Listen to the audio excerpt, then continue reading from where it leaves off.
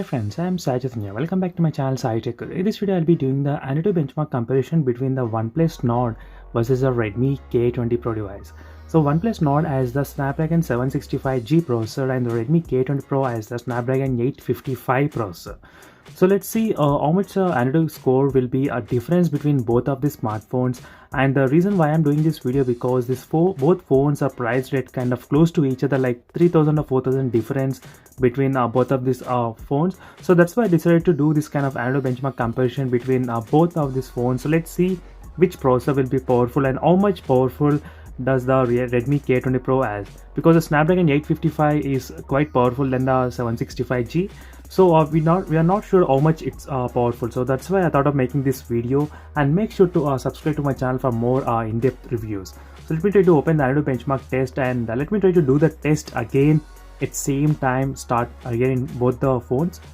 As you can see, in both the phones I did start the antutu benchmark test at same time. So let's see which phone will finish the antutu benchmark comparison faster, and which phone will score the more antutu benchmark results as well. So one thing if I notice here, I can immediately notice one thing is that Redmi K20 Pro, the video rendering is playing very smooth without any problem, whereas the OnePlus Nord you can see the lag as well while the rendering. As you can see, OnePlus Nord has slightly amount of lag. So whereas in the Redmi K20 Pro I cannot find any of those things here in this phone.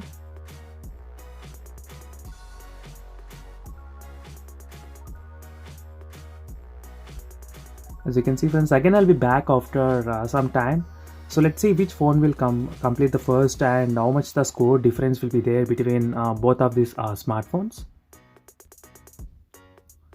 So as you can see friends, it's antutu benchmark has been completed, and there's a score difference of 1 lakh between the Snapdragon 855 processor and the Snapdragon 765G processor.